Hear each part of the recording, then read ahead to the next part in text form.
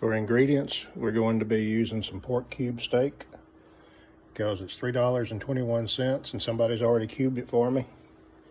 Olive oil, white wine, Italian breadcrumbs, salt, chicken broth, some of this what Piggly Wiggly calls zucchini, which I call asparagus, black pepper, cornstarch, some onion powder, garlic powder, angel hair, some lemons, a little bit of all-purpose flour, and if there's anything else, then just watch it and see. All right, start 2 pots of water boiling. One's going to be for the angel hair, one's going to be for the asparagus. And get you a large pot that you can fry in. Set your oven to about 225 or so. All we're going to use it for is to keep the pork warm as we do each batch.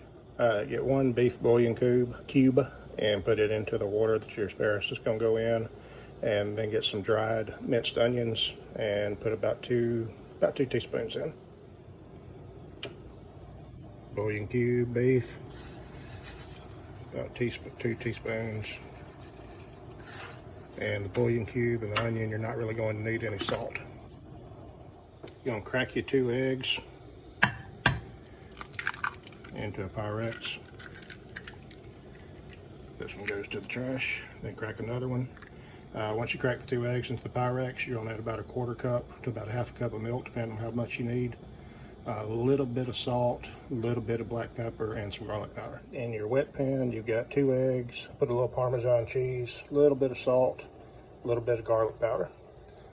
In your dry pan, you've got some all-purpose flour, garlic powder, onion powder, salt, black pepper, and I'm going to add in some Italian-style breadcrumbs. All right, once you've got all that in there, just mix it up until it's all combined really well. Same with your wet ingredients. And what you're going to do with the wet is you're just going to make the thing that you're going to lay the cube pork into. And then we're going to bread it into the dry ingredients. Cut off this bottom part of the asparagus. Some of y'all may like it. I don't, and the chickens do. If you all want to eat that, eat it. It's too woody for me. About 1/8 of an inch. I don't know what that would be in metrics. We're in America, so we're going to do 1/8 of an inch. Save your ends, and you're going to squeeze some juice in later. All right, and that egg mixture that we had earlier, which was the egg, a little bit of Parmesan, salt, pepper, garlic powder. We've got our cube steak in it, and we're going to put it into our flour mixture, which was the flour, all-purpose, salt, Italian breadcrumbs, pepper, garlic powder, salt. And we're going to cook in batches, and we're not really looking for a coating like you would be with like fried chicken or something. We're going more with just what we would use to kind of thicken the sauce later. And I've also got a cornstarch slurry if we need to thicken it up. All right, we're going to gently put it into the pan, which is olive oil, I don't know, 1/8 of an inch, 3/8 of an inch thick, and with some canola oil in it to up the smoke point a little. And we're just going to cook it on both sides till it's brown and good. And keep in mind, this is cube steak. It's going to cook rather quickly. We're going to cook this in batches because when I do cook it, I like to have leftovers. And even without the sauce that you're going to see later on, these are good just to make like a pork chop sandwich or with. You kind of look at this one. That's what you're looking for. We're going to place it onto a wire rack into that oven that we already heated up to 225. And we're just going to let each batch stay warm until we bring it all together. All right, we're going to place our asparagus into the water that we had, the bouillon cube and the dried minced onion. Going to let that cook until it's done, probably about 5 or 6 minutes. This pot over here, I've had some pot length angel hair. So I've got a smaller pot, so I'm going to use pot length. I'm going to put that in, make sure it's warm, dump it in, and it's going to, let's say, cook for, I don't know, probably 7 or 8 minutes. We'll look at it, see, and cook it till it's right. We're going to put teaspoon of salt in with our angel hair pasta. And we're going to let that cook for 7 minutes. And while that's cooking, we've also got our asparagus. And now we're going to start on our sauce. I drained out the extra grease. We've got some brown stuff down in the pan from where we fried.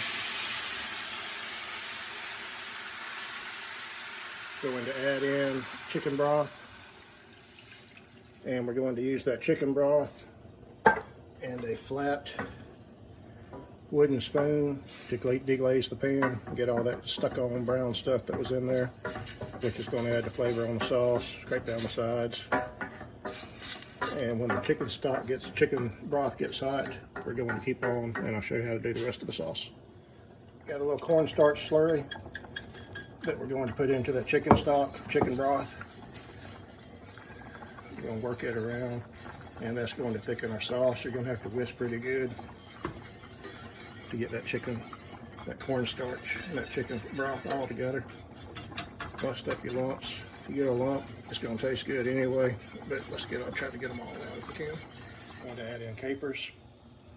Going to be about that much, whatever was left down in there. And we're going to add in some white wine. About the same volume that we did of the chicken broth.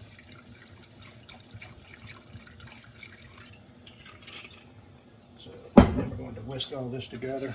We've got our cornstarch in there. We're not going to need any salt because the capers are packed in salt.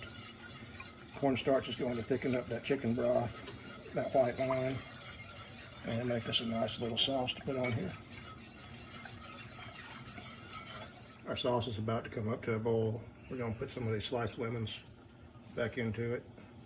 To recap, chicken broth, white wine, a little cornstarch to thicken it, the good brown bits off the bottom of the pan where we fried the pork, capers, not going to need any salt, and we're just going to let that up, and when it comes to a boil, thickens up good, then we're going to plate everything up. We're taking our pork out of the oven where it was keeping warm. And we got enough for a good supper tonight, some leftovers tomorrow, and then a couple of pork chop sandwiches through the week.